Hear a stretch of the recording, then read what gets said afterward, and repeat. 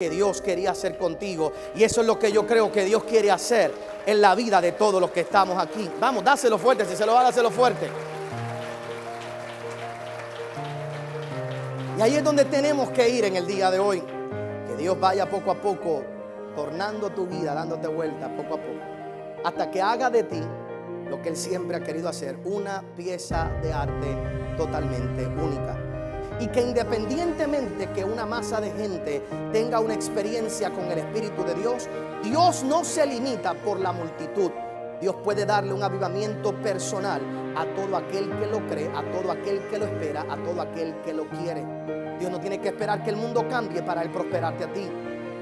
Si Dios te llena de aliento de vida y no te mueves, ¿para qué darte vida? Si Dios te llena del fuego y no te mueves, ¿para qué darte el fuego?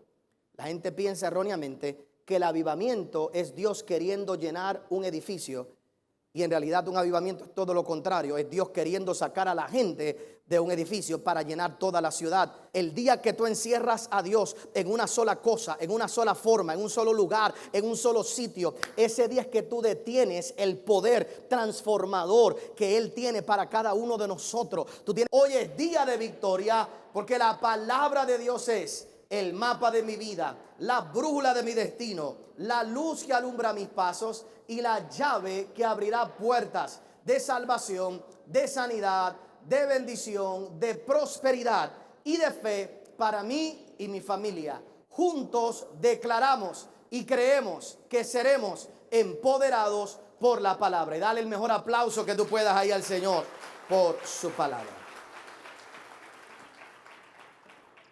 No sé cuántos han tenido la oportunidad en alguna ocasión de hacer algún viaje y de llegar a alguna fábrica o a un lugar en particular donde hagan obras de arte. ¿Qué tiene que ver esto con nosotros en el día de hoy? Creo que básicamente esto es lo que Dios quiere hacer con cada una de nuestras vidas. De alguna manera u otra, Dios sabe que tú y yo estamos en el horno de la vida, en el horno de los problemas, en el horno de las dificultades, en el horno de las situaciones, en el horno de las cosas que nos pasan. Y en medio de todas esas cosas, Dios nos va dando vuelta poco a poco, poco a poco, poco a poco. Y Él sabe que si no hay calor, no hay formación. Pero cada vez que Él te mete dentro del horno y te da otra vuelta, y mete tu vida dentro del horno y te da otra vuelta, cuando la saca con un pequeño soplo de vida, comienza a ampliar tu corazón, comienza a ampliar tu ser para entonces darte forma poco a poco en tu vida. Vuelve y te mete en el horno, vuelve poco a poco, te da otra vuelta, y cuando te saca, vuelve y te sopla de su aliento de vida dentro de ti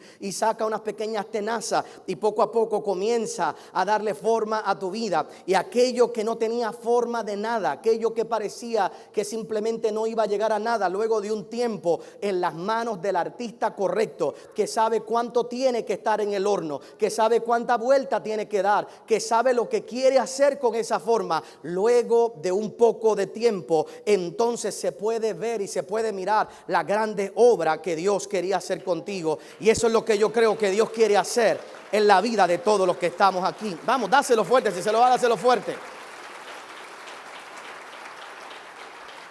Y ahí es donde tenemos que ir en el día de hoy. Que Dios vaya poco a poco tornando tu vida, dándote vuelta poco a poco, hasta que haga de ti lo que Él siempre ha querido hacer, una pieza de arte totalmente única. Y todos los que estamos aquí debemos tener la misma característica de la arena: ser lo suficientemente sólidos, pero al mismo tiempo lo suficientemente moldeables, para que dejar que sea Dios quien haga con nosotros aquello que Él siempre ha deseado hacer. Y ahí vamos a ir en la parte final del mensaje de hoy. Pero antes de llegar ahí, recordemos de dónde salen todas estas ideas. Estamos estudiando, estamos viendo el tema enciende. Lo importante de encender nuestras vidas con el poder del Espíritu Santo. Lo importante de acercarnos a Dios y conectarnos con Dios de manera tal que tengamos esa experiencia de nosotros poder vivir una vida de plenitud y completa delante de Dios. La semana pasada en particular te hablaba acerca de la conexión que hemos hecho con la palabra avivamiento y la palabra personal. Estamos creyéndole a Dios por un avivamiento personal. Y hice una pequeña aclaración porque para algunas personas es imposible conectar la palabra avivamiento con la palabra personal, porque es algo que muy individual para algunas personas. Entonces la gente piensa siempre en avivamiento a nivel de masas. La gente siempre piensa en avivamiento a nivel de miles de personas.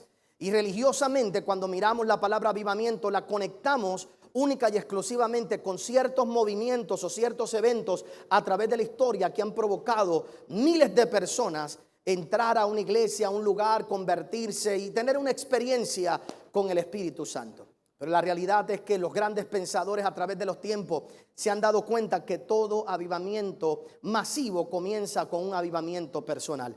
Tiene que comenzar en la vida de alguna persona, y que independientemente que una masa de gente tenga una experiencia con el Espíritu de Dios, Dios no se limita por la multitud.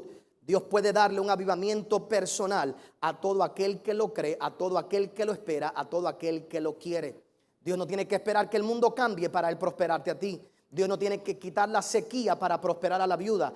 En la casa de la viuda, la harina puede multiplicarse, el aceite puede multiplicarse cuando hay sequía. En Gosén puede haber luz cuando en el mundo hay tinieblas. Dios puede darte un avivamiento personal. Lo que tienes es que recibirlo. Tienes que aprender a recibirlo. Y eso es lo que hemos estado viendo en los días pasados. Otra figura que comenzamos a ver el domingo anterior y que hoy vamos a ampliar es la figura del fuego. Y te decía que por lo general cuando hablamos de avivamiento, esa es la figura que usamos, el fuego. Porque a través de toda la Biblia definitivamente Dios usó el fuego para describirse a él personalmente. Pero específicamente te decía el domingo pasado que no puede haber fuego si primero no hay viento. La historia clásica del avivamiento es Hechos capítulo 2, donde el Espíritu Santo desciende como llamas de fuego sobre aquellos que estaban en el aposento alto. Pero antes de que hubiera fuego, dice la Biblia, vino un viento recio. Primero tiene que haber viento, primero tiene que haber aliento, primero tiene que haber el ruach de Dios, tiene que haber el soplo de vida primero, porque no puede haber fuego si no hay oxígeno. Entonces Dios tiene que llenar tu vida primero con su vida, con su aliento, para provocar entonces esa llama que hay o que debe haber en ti. Y específicamente te decía la semana pasada que ese viento, ese aire, ese soplo de Dios, ese viento recio tiene un propósito en particular. Y el propósito es que tiene que haber movimiento en tu vida. Dios nunca hizo grandes demostraciones de poder para que la gente simplemente quedara complacida en un lugar. Toda demostración de poder era para provocar que se movieran. Dice la Biblia que vino el viento recio en la vida de Elías cuando estaba allí en la cueva. Vino un terremoto, pero Dios no estaba en el terremoto. Vino el fuego, pero Dios no estaba en el fuego. Y entonces dice la Biblia que salió Elías porque se dio cuenta que Dios quería hablar con él. Y cuando salió Elías de la cueva, entonces Dios le habló. La pregunta es: ¿por qué Dios no estaba en el fuego? ¿Por qué Dios no estaba en el viento? ¿Por qué Dios no estaba en el terremoto? Porque todo lo que Dios quería hacer con esas tres cosas en particular era algo: que Elías se moviera. Si Dios te llena de aliento de vida y no te mueves, ¿para qué darte vida? Si Dios te llena del fuego y no te mueves, ¿para qué darte el fuego? La gente piensa erróneamente que el avivamiento es Dios queriendo llenar un edificio, y en realidad un avivamiento es todo lo contrario. Es Dios queriendo sacar a la gente de un edificio para llenar toda la ciudad.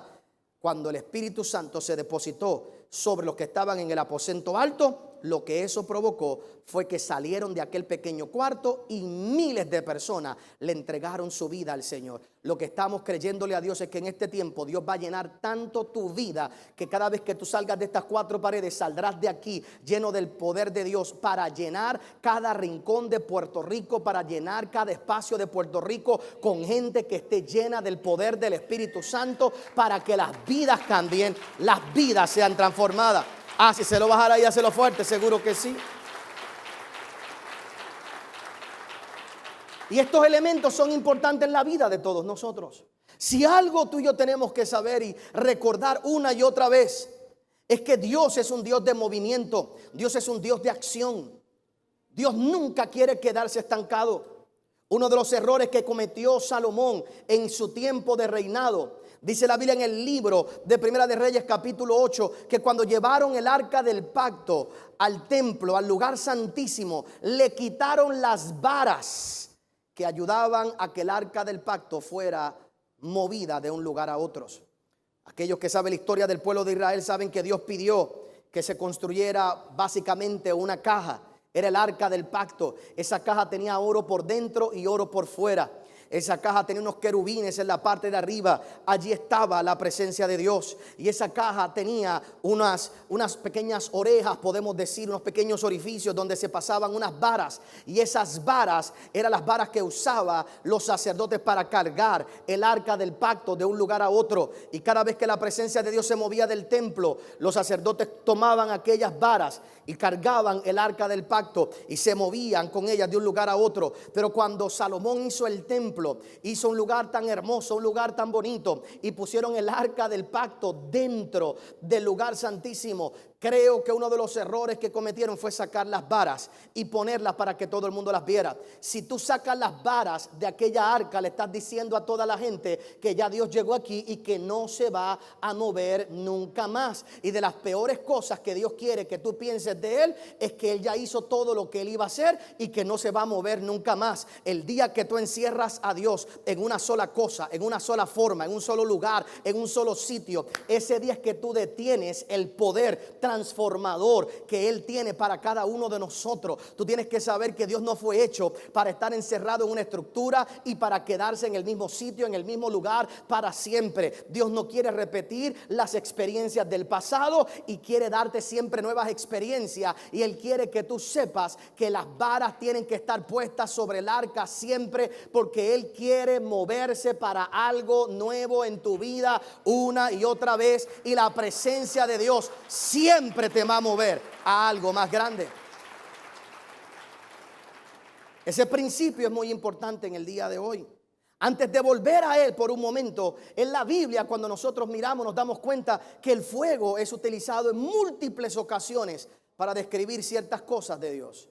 Por ejemplo, se nos habla del fuego consumidor, se nos habla del fuego como pasión. Se nos habla del fuego como los dones del Espíritu Santo o las capacidades que Dios nos da en un momento dado para cumplir con su misión. Se nos habla del fuego con relación a nuestras ofrendas, a los holocaustos. Cuando Dios descendía en fuego y recibía el holocausto, descendía en ese lugar de esa manera y recibía nuestras ofrendas. Así que a través de toda la palabra de Dios observamos cómo Dios conecta esta imagen para todos nosotros y que podamos ver lo que Él quiere hacer en nuestra vida.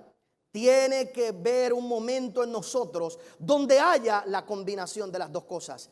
Tiene que estar el fuego purificador, consumidor de Dios en nosotros. Y tiene que estar el aliento para que Él vaya dando forma a nuestra vida en todo lo que Él quiere hacer con nosotros. Cuando nosotros entendemos eso, nos damos cuenta que definitivamente es en el mover, es en la trayectoria, es en el espacio del caminar donde podemos siempre ver la mano de Dios.